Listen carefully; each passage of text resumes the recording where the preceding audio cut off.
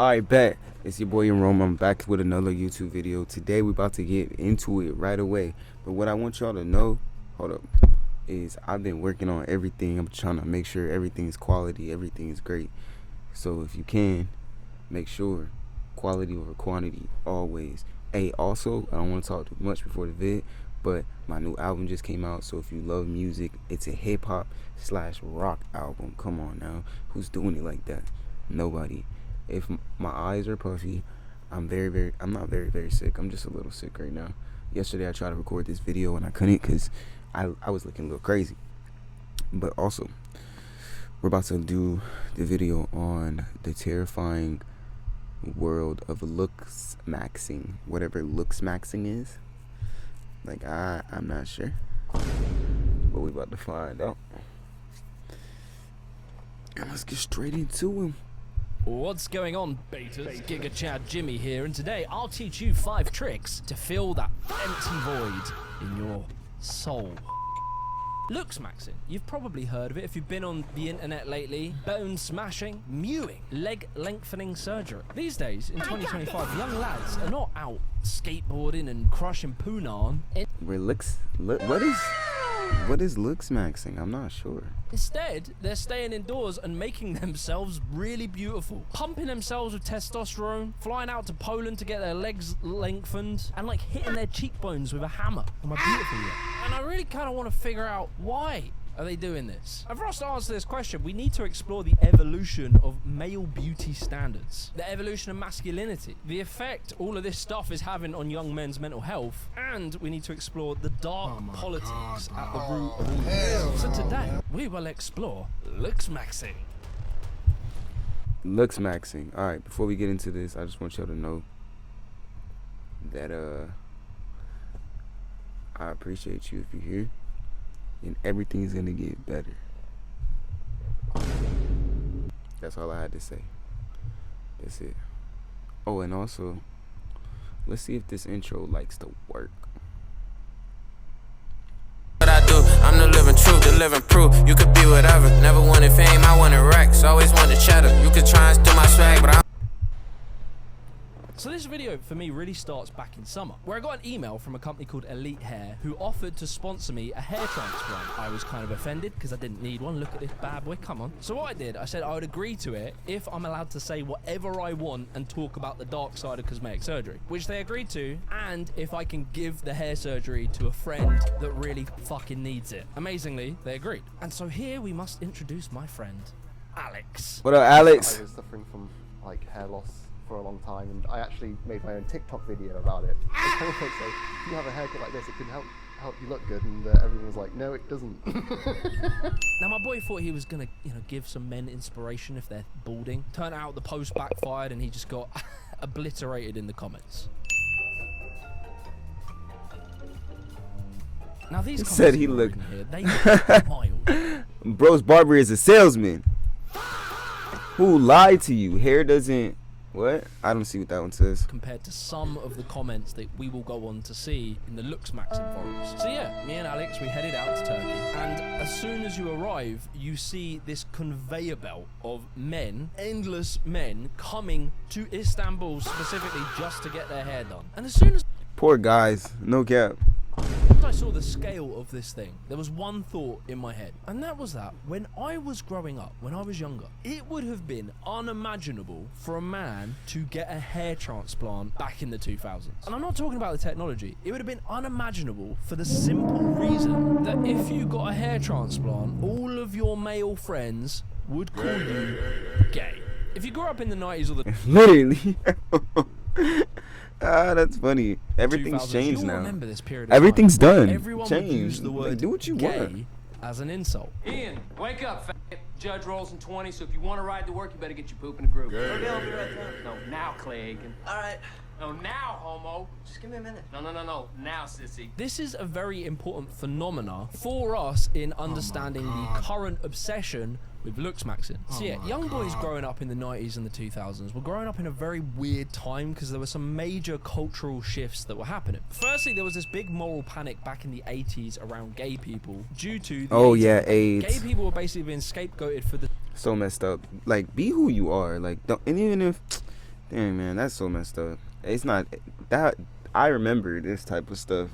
So messed up. Spread of this disease. And in 1988 in the UK, there was a law that was passed called Section 28. Now the rest of the news. The government is to ban the promotion of homosexuality in schools. Dang. I obviously don't want children taught that the gay and lesbian lifestyle is natural or normal. It is not.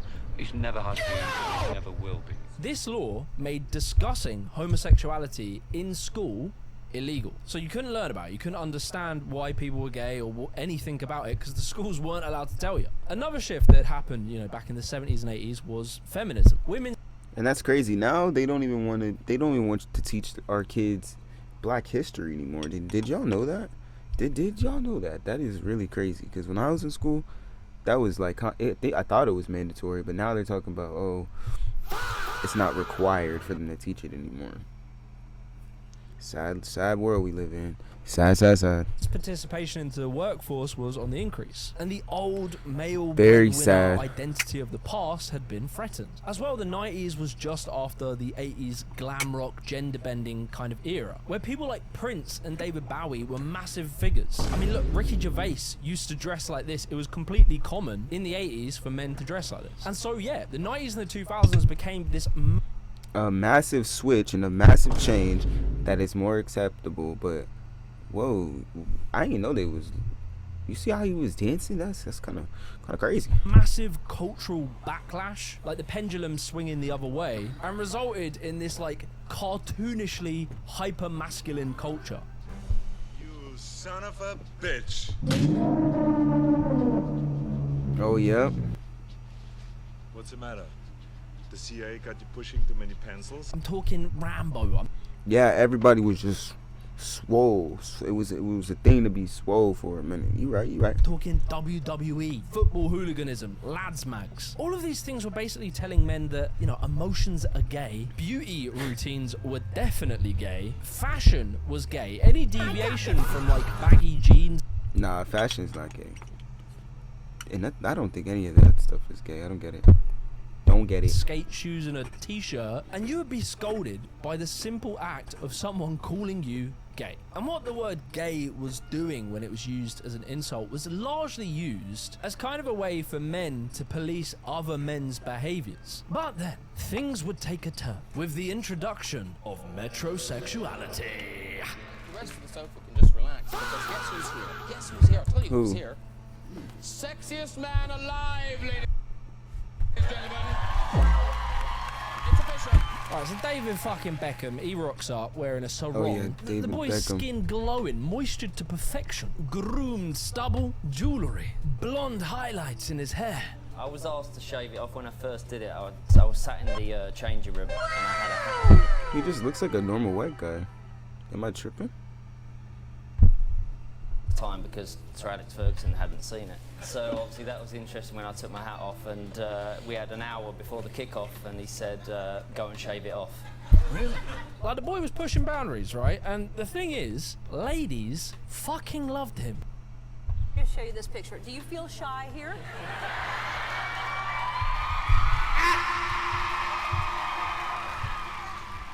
He was literally married to Posh Spice, a major female celebrity. And for young boys, right, imagine what this was doing to their head. They're being told that they're only allowed to dress like a Tony Hawk's NPC, but increasingly male celebrities were looking more and more feminine. I mean, if you contrast David Beckham, Orlando Bloom, Jared Leto against fucking Sylvester Stallone, Vin Diesel, Arnold Schwarzenegger, clearly a contradiction was emerging. Next thing you know, it's 2010s, and if you're not wearing skinny jeans, squeezing your muscles into a tight Fred Perry, or you weren't getting your weekly skin fade or your nice tight top knot, all of a sudden now you were the weird one. And like, I think that's interesting, right? How quickly, you know, traditional masculine roles change in such. So I understand what he's saying, and there was a time and point where there was super skinny jeans. I've never wore them like that.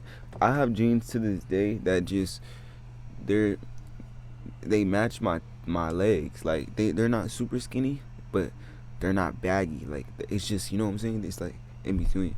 such a period of time. And maybe it's good that men were allowed to explore this stuff, but there was definitely one group of people that this was particularly good for: the beauty industry. Men are getting prettier. The era of highlighting masculine macho beauty has faded, and now gonminam, or pretty-faced men, are at center of the new fad for makeup. The male beauty industry has exploded in recent years. I couldn't even find data on it back in like the 90s and the 2000s. That's how small it was. It went from being valued at 17.5 billion in 2015 to 202.6 billion in 2022. Dang. And that was the big thing I noticed at the Elite Hair Clinic, was that honestly, from what I saw, it was like 90% men. And it's not that they don't offer stuff for women like they did, and you do see women there, but clearly men getting hair transplants has become like a core demographic. And that shocked me, because if you travel back 20 to 25 years ago, the beauty industry was entirely aimed at women. You know, women were the ones being tortured by the magazines, you know, Cosmo, Glamour, Heat. Like, the stuff they would say to women was cruel. Like, they were being forced to be like super thin, to be like a size 0. For a period of time, they were being told that they need to chase the heroin chic and try and lose so much weight that you get like a thigh gap.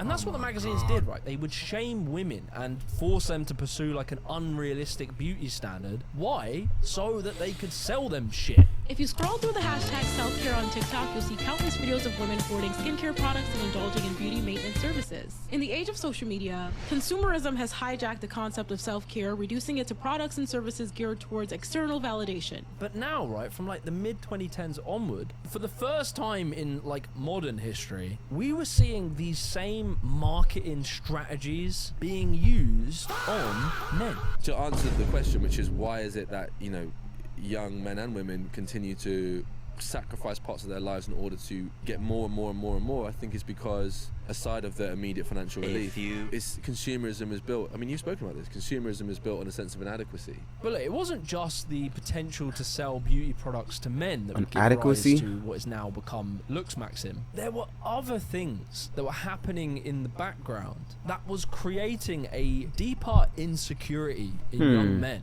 According to I'm a not sure 2024 about that. UK report, fewer and fewer young people are having sex or having relationships compared to past decades.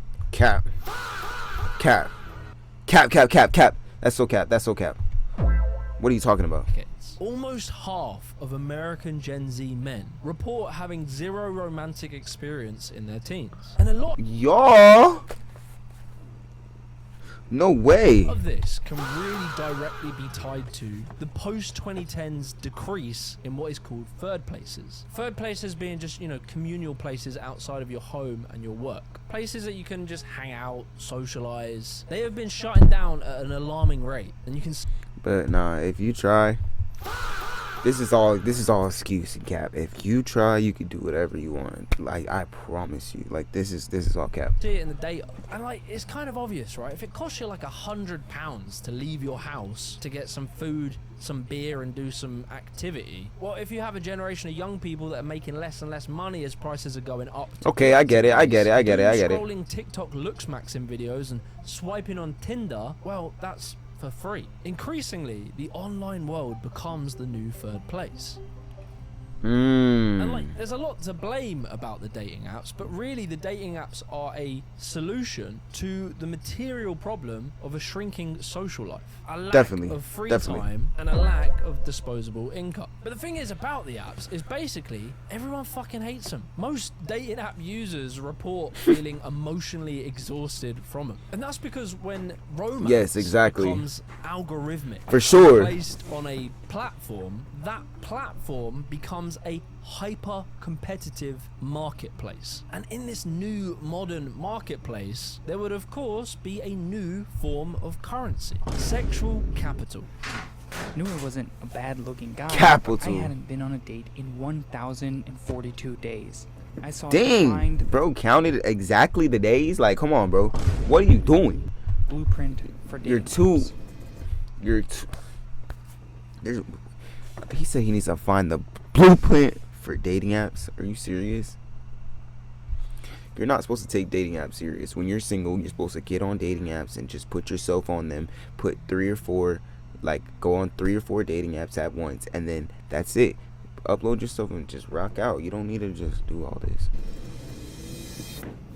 I got so many matches that I started scheduling dates every single day and ended up going on 30 dates in 30 days. Dang! Online dating is very different to dating in real life. Real world feedback from, you know, trying to talk to someone you like, it works out sometimes, it doesn't sometimes. That feedback is quite literally the thing that shapes one's personality and one's confidence. Yeah, You know, that's perhaps true. you're an average looking guy and you go to a house party and you're a bit nervous, you're a bit awkward, and then you have a couple of beers, you relax, you crack a fucking banger of a joke, you make some cute girl laugh, and you score a little kiss on the cheek. You might have been a nervous wreck when you entered that house party, but now you're walking home like fucking Billy Big Bollocks. But when that real life experience disappears, but you still live in a society that the magazines, the films, the television endlessly glorify celebrity men and which beautiful woman they're with, in a culture that is deeply obsessed with your status, with wealth, with power, young men continuously get fed a message that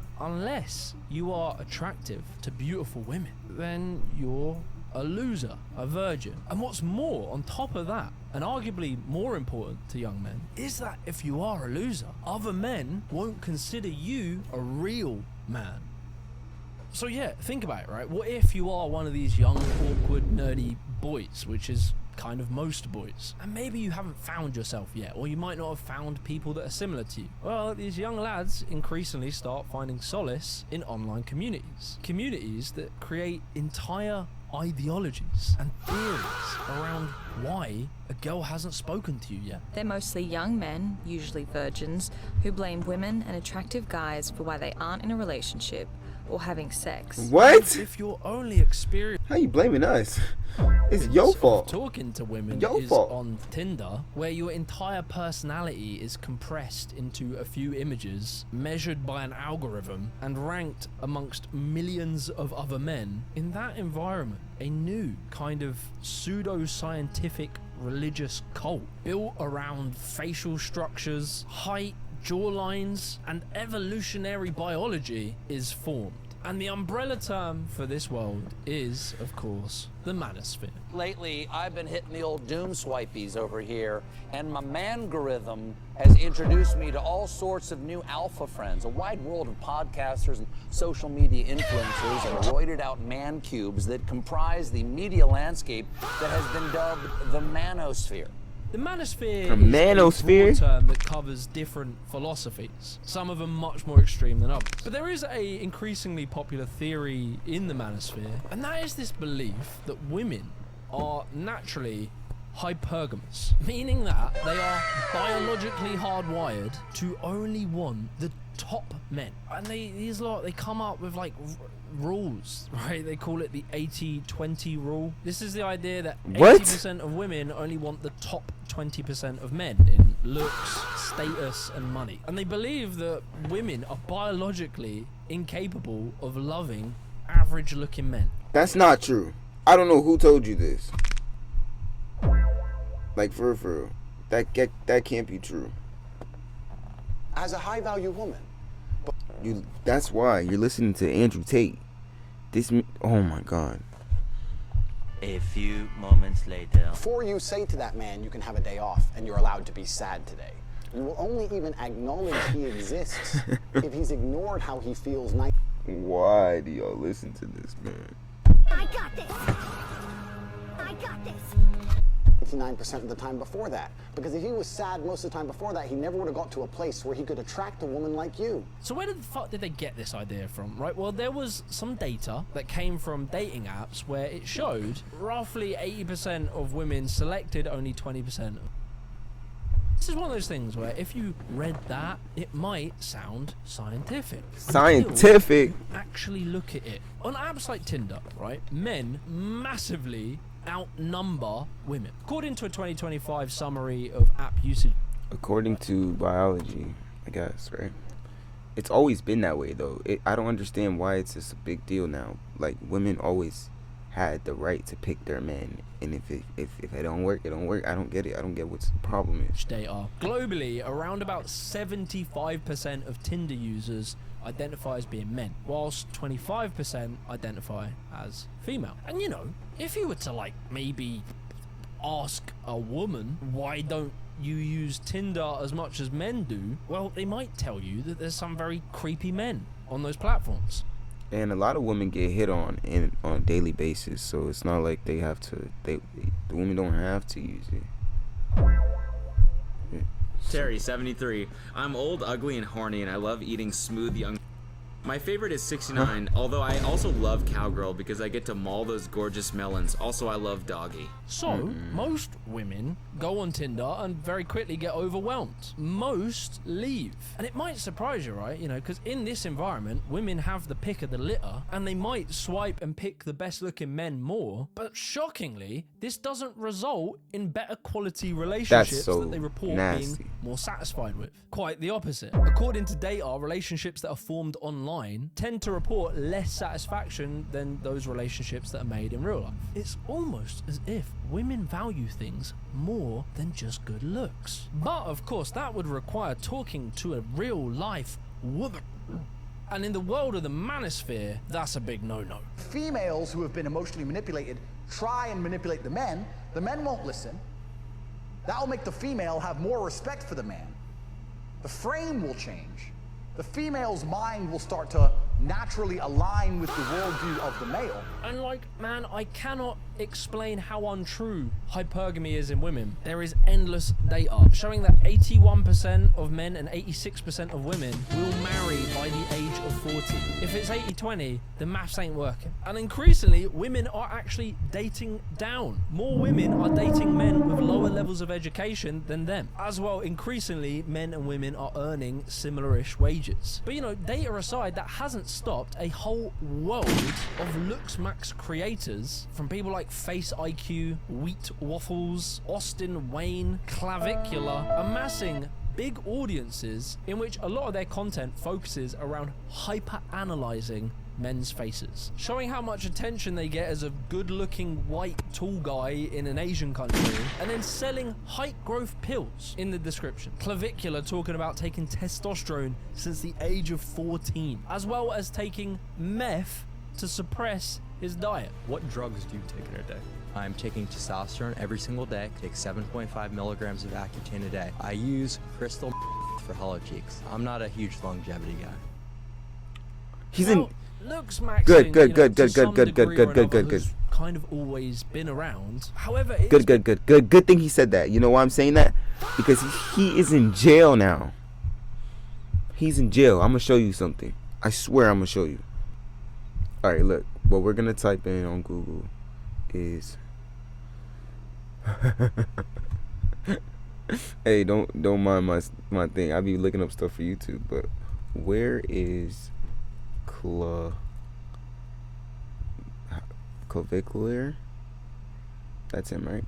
I don't even know how to spell his name.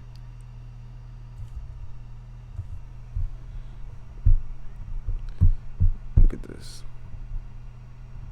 He's from Miami, right?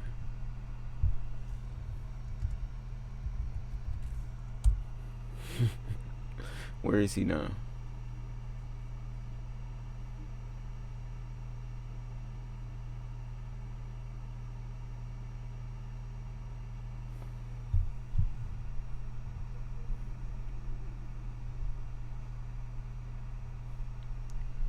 He has been investigated for the Miami and Cybertruck incident, but found no wrong criminal doing on his part. Determined he acted in self-defense. So, the individual was confirmed to be alive. Okay, perfect. What he did was he ran over someone in Miami after all that, and with a Cybertruck. And all right, he's alive. The guy's alive. Thank God. Thank God. That's a good update. However, it has been massively boosted lately, and there is a reason why. The red pill. Right? When a nerd comes to me and goes, I'm a total nerd, I want to learn game. I'm like, bro, you need to learn more than game.